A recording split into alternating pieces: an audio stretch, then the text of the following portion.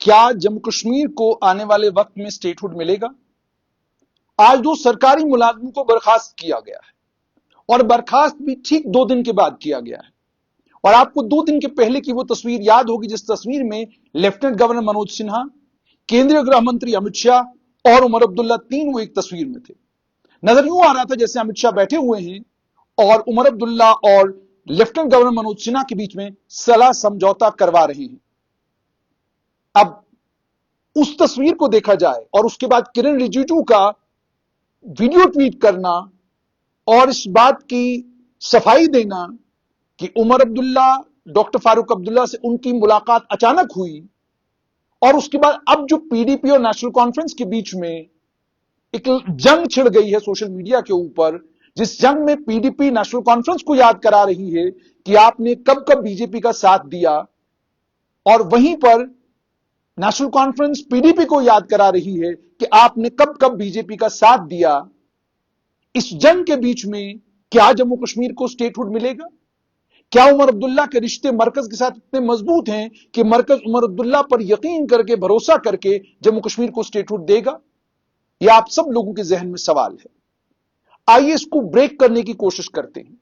पहली बात तो यह कि ये बात लगभग सियासी हलकों में सब जगह दिल्ली में हो रही थी कि जिस वक्त इंतखाबात हो रहे थे कि अगर इंतखाबात में नेशनल कॉन्फ्रेंस को 32 या 30 सीटें आती और उसे मजबूरी में इल्हाक करना, माफ कीजिएगा, मजबूरी में अलायंस करना पड़ता बीजेपी के साथ, तो शायद जम्मू कश्मीर के लिए स्टेटहुड का रास्ता आसान हो जाता। बहुत सारे लोग ये बात करते हैं, हो सकता है ऐसा हो भी, हो सकता है मरकज ने ये सोचा भी हो कि भाई ठीक है, अगर बीजेपी के साथ नेशनल कॉन्फ्रेंस का अलायंस हो गया तो हमें स्टेटहुड देने में क्या दिक्कत है, हमारी ही पार्टी जो है वहां अलायंस पार्टनर होगी और जम्मू कश्मीर की सरकार कैसे कामकाज करेगी उस पर हमारी पैनी नजर रहेगी।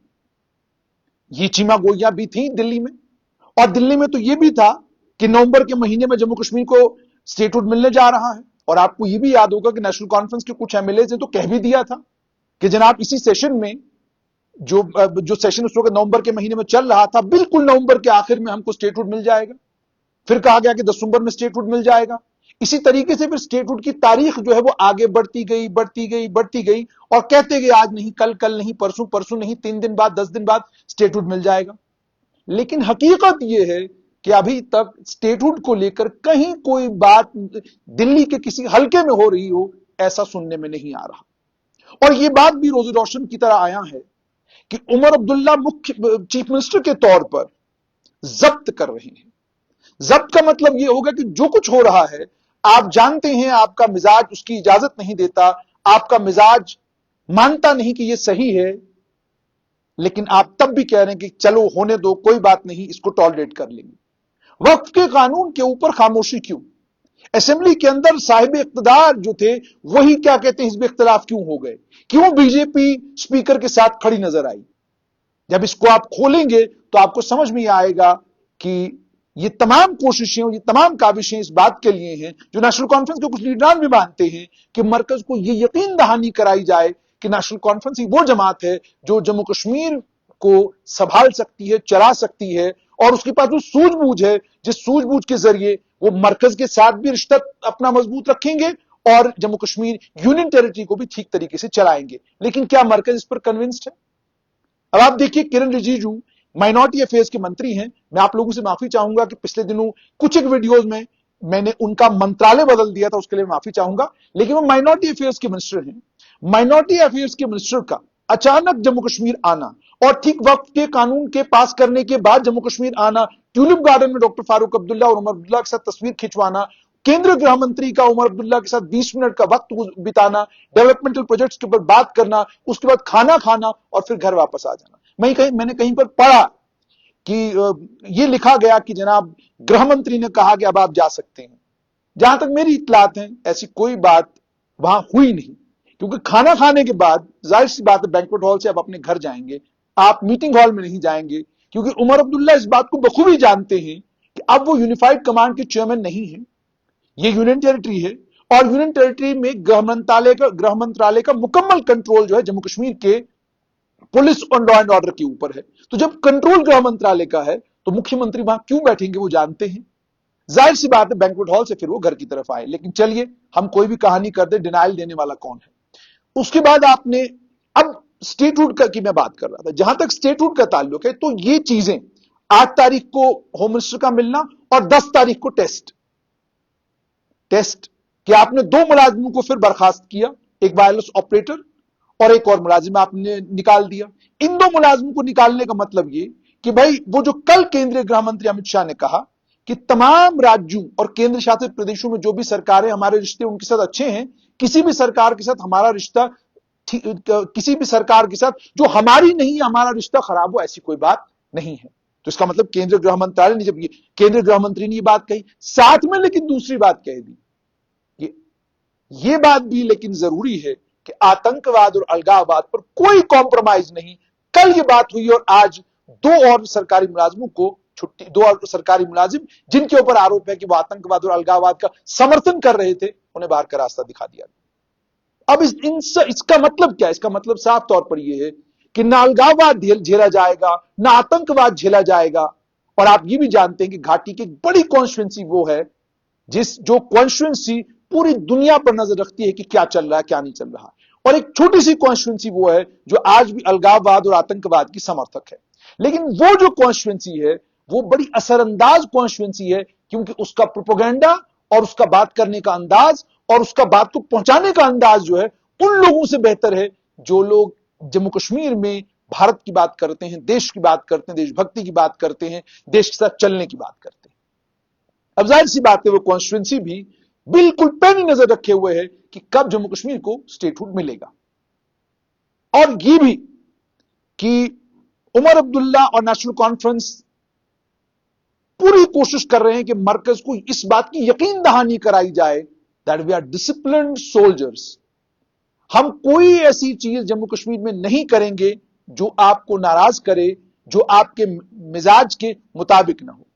हम जम्मू कश्मीर में वो सब कुछ करेंगे जिससे जम्मू कश्मीर का अमन बहाल रहे, जिससे आपको ये लगे कि जो हुकूमत यहां पर काम कर रही है वो मरकज की नुमाइंदा हुकूमत है। अब आप इसमें कहेंगे कि मरकज की नुमाइंदा उमर अब्दुल्ला की सरकार कैसे? आप यूनियन टेरिटरी हैं, तो आप मरकज की नुमाइंदा हुकूमत है। और आप अगर जेएनके रीऑर्गेनाइजेशन एक्ट को पढ़ेंगे तो लेफ्टिनेंट गवर्नर कैप्टन है और उमर अब्दुल्ला वाइस कैप्टन है। तो उमर अब्दुल्ला उस वाइस कैप्टन की पोजीशन से कैप्टन की पोजीशन में अगर आना चाहते हैं तो जाहिर सी बात है वो जो आरोप नेशनल कॉन्फ्रेंस के ऊपर लगते रहे हैं, वो जो इल्जामात नेशनल कॉन्फ्रेंस के ऊपर लगते रहे हैं, उन तमाम इल्जामात को लेकर नई दिल्ली को यकीन दिलाना होगा कि नहीं, ये आपकी सोच थी, हम ऐसे नहीं हैं। और ये भी कि नई दिल्ली भी अब लगभग इस बात को लेकर कन्विंस हो चुकी है कि हां ये एक हकीकत है कि नेशनल कॉन्फ्रेंस एक कैडर बेस्ड पॉलिटिकल पार्टी है और इस वक्त जम्मू कश्मीर में 42 लोगों के साथ, 42 एमएलए के साथ बरसद इख्तिदार है। अब स्टेटहुड, अब जहां तक स्टेटहुड का ताल्लुक है, अगर मरकज ने मन भी बना लिया हो कि हमने जम्मू कश्मीर को स्टेटहुड देना है, जो पॉलिटिकल पार्टी नेशनल इंटरेस्ट और पार्टी इंटरेस्ट को एक मानती हो, वो स्टेटहुड इतनी आसानी से दे दे, मुझे लगता है वो जरा ज्यादती करना होगा इस जमात के साथ। नंबर 2 चीज, चीफ मिनिस्टर और शेडो चीफ मिनिस्टर भी कहा जा रहा है। अगर वो एक हकीकत है तो वो भी कंफर्टेबल पोजीशन है मरकज के लिए कि चलिए ठीक है, मुख्यमंत्री हैं, लेकिन हमारे जो नेता हैं वो इस वक्त लगभग वो भी मुख्यमंत्री के बराबर है।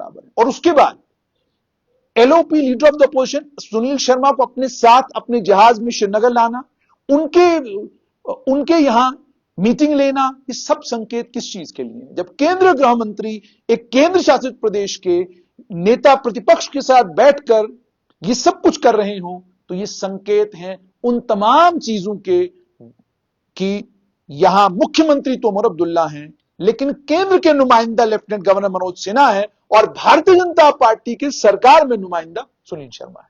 अब आइए स्टेटहुड पर। जाहिर सी बात, थोड़े समय के बाद सेंसस का सिलसिला शुरू होना। हालांकि सेंसस का वक्त था 2021 में, लेकिन अब बहुत 4 साल गुजर चुके हैं। सेंसस जो है वो सेंसस शुरू होना है, जाहिर सी बात है सेंसस मुकम्मल होगा। सेंसस के मुकम्मल होने के फौरन बाद डिलिमिटेशन। अब एक सेंसस हो गया, फिर डिलिमिटेशन हो गई। डिलिमिटेशन के बाद 2029 आएगा, दोबारा लोकसभा के चुनाव होने वाले होंगे। अब सेंसस के बीच में क्या जम्मू कश्मीर को स्टेटहुड दिया जा सकता है, वो तो जब सेंसस की शुरुआत होगी पता चल जाएगा। और डिलिमिटेशन का सिलसिला जब शुरू होगा तो क्या डिलिमिटेशन के बीच में जम्मू कश्मीर को स्टेटहुड मिलेगा, ये वो दो सवाल हैं जिनमें मुझे लगता है कि नेशनल कॉन्फ्रेंस की क़यादत को गौर करना होगा। और एक बड़ी बात ये कि जब आप किसी बड़े मकसद के लिए दौड़ना शुरू करते हैं तो उस बड़े मकसद की दौड़ में आपको बड़े फैसले बड़ी सूझबूझ के साथ करने होते हैं। आप जिस बात के लिए ताना कसते हैं आज भी स्वर्गीय मुफ्ती मोहम्मद सैयद को, वो जो मुफ्ती मोहम्मद सैयद ने साल 2014 में किया था, वो जो ताना आप कसते हैं, आपको भी वही ताना बाना आने वाले वक्त में बुनना पड़ेगा। और वो ताना बाना इसलिए बुनना पड़ेगा क्योंकि आप अगर जम्मू कश्मीर की स्टेटहुड के लिए फिक्रमंद हैं और सीरियस हैं तो आपको मरकज के लिए वो रास्ता हमवार करना होगा जिस रास्ते के जरिए जम्मू कश्मीर को पूर्ण राज्य का दर्जा भी मिले और वो कोई ऐसा सियासी माहौल भी ना बने जिस सियासी माहौल में कोई बहुत बड़ी उठापटक जम्मू कश्मीर में हो। जहां तक हिज़्ब इख्तिलाफ का ताल्लुक है, हिज़्ब इख्तिलाफ में है कौन? 3 पीडीपी के लेजिस्लेटर, 1 अवामी इत्तेहाद पार्टी का लेजिस्लेटर, एक सज्जाद गनी लोग। और आप एक और तमाशा देखिए कि जहां जम्मू कश्मीर की तमाम सियासी जमातों को यकजा होकर एक प्लेटफॉर्म पर स्टेटहुड की लड़ाई लड़नी चाहिए थी, वहां 2 पॉलिटिकल पार्टीज वादी की एक दूसरे को एक्सपोज करने में लगी हुई है। 2 पॉलिटिकल पार्टीज वादी की एक दूसरे के ऊपर छींटाकशी करने में लगी हुई है। एक पॉलिटिकल पार्टी दूसरी पॉलिटिकल पार्टी को कह रही है कि जनाब ये मुजरिम है कश्मीर के, दूसरी कह रही है ये मुजरिम है कश्मीर के, जबकि लड़ाई जो है वो स्टेटहुड के लिए होनी चाहिए थी, जबकि लड़ाई जम्मू कश्मीर को स्टेटहुड वापस मिले उसके लिए होनी चाहिए थी। जहां एक साथ मिलकर इन जमातों को आगे बढ़ना चाहिए था, वहां एक जमात रिवाइवल के चक्कर में ये सब कुछ कर रही है और दूसरी जमात चूंकि बरसर इख्तिदार है, इख्तिदार में आने के बाद वो जमात ये इल्जाम लगा रही है कि जनाब ये 5 अगस्त 2019 होता ही नहीं अगर पीडीपी बीजेपी को बरसर इख्तिदार नहीं लाती। अरे जिस सियासी जमात के मैनिफेस्टो में जम्मू कश्मीर के खास खुसूसी दर्जे को खत्म करना ठीक स्वर्गीय श्यामा प्रसाद मुखर्जी के वक्त में लिख दिया गया हो, वो जमात 5 अगस्त 2019 नहीं करती, ये सोचना भी मुझे लगता है बड़ा अजीब है कि आपके पास मेजॉरिटी है, आपके पास नंबर्स हैं और आप क्यों नहीं करेंगे 370 को अमेंड। तो इसमें पीडीपी बरसर इख्तिदार होती या ना होती, 5 अगस्त 2019 होना था। चाहे ये हुकूमत नेशनल कॉन्फ्रेंस के साथ बनी होती तब भी 5 अगस्त 2019 होना तय था। तो इसलिए जहां जम्मू कश्मीर की जमातों को मिलकर स्टेटहुड की लड़ाई लड़नी होगी, जहां जम्मू कश्मीर की सरकार को, उमर अब्दुल्ला की सरकार कहूंगा, उमर अब्दुल्ला की सरकार की जहां पूरी तमाम जमातों को मदद करनी चाहिए कि जनाब मरकज से स्टेटहुड वापस लाइए, वहां ये जो रस्साकशी चल रही है इससे कुछ बनने वाला नहीं है। बड़ी फराख दिली की जरूरत है जमातों को कि आप फराख दिल हों और एक दूसरे का हाथ पकड़े थामे, तब जाकर आप मरकज को कन्विंस कर सकते हैं कि आप जम्मू कश्मीर को स्टेटहुड दें और वो फैसले लें जो फैसले बड़े सियासी लीडर लिया करते हैं। आप पिरोक्यल होकर, छोटे होकर कि जमात खत्म हो जाएगी, फलाना हो जाएगा, ढमकाना हो जाएगा, ये किस्से कहानियां सियासी लीडर रोज सुनते हैं। लेकिन बड़ा सियासी लीडर वो होता है जो बड़ा दिल रखकर अपनी रियासत के लिए, अपनी यूनियन टेरिटरी के लिए, अपने लोगों की बका और अपने लोगों की बहबूद के लिए वो फैसला लेता है जो फैसला सबको वक्तन तो लगता है कि ये बिल्कुल सही फैसला नहीं है, ये मिजाज और माहौल के बिल्कुल खिलाफ फैसला है, मगर तारीख जब उस फैसले को लिखती है वो कहती है बेहतरीन फैसला है, ये जम्मू कश्मीर के हक में फैसला है। तो जाहिर सी बात है अब देखना ये होगा कि होगा क्या, मगर जैसा मैंने आपको इशारा दे दिया है, सेंसस है, डिलिमिटेशन है, कई और कहानियां हैं और उसके बीच में ये रस्साकशी है कि आप 8 तारीख को वजीर दाखिला से मिलते हैं, आप 8 तारीख को लेफ्टिनेंट गवर्नर से मिलते हैं और 10 तारीख को 2 और मुलाजिम जो बर्खास्त किए जाते हैं। और आपको आपका मैनिफेस्टो याद दिला दूं, आपने कहा था कि ये बर्खास्तगियां बंद हो जाएंगी, आपने कहा था रिव्यू किया जाएगा उन केसेस को भी, उन लोगों, उन मुलाजमीन की केसेस को भी जिनकी छुट्टी ऑलरेडी सरकार कर चुकी है। तो आपके ये मैनिफेस्टो के वादे हैं और आपके वादों के ऊपर सरकार वही कर रही है जो सरकार का प्लान और प्रोग्राम है कि साफ तौर पर 5 अगस्त 2019 के बाद यह लाइन वाज ड्रॉन, साफ तौर पर कह दिया गया था कि यदि आप अलगाववाद और आतंकवाद के समर्थक हैं तो आपको सरकारी मुलाजमत नहीं मिलेगी, आपके परिवार में कोई आतंकवादी होगा तो भी आपको सरकारी मुलाजमत नहीं मिलेगी। तो जब ये मिजाज और माहौल है, इसको आप फिलहाल बदल नहीं पाएंगे, इसमें कोई तब्दीली नहीं आ पाएगी, तो आपको ये सब झेलना है और इसके बीच से वो रास्ता तलाश करना है जिस रास्ते के जरिए अब मरकज को कन्विंस कर सकें कि जम्मू कश्मीर को वापस से स्टेट बना दिया जाए।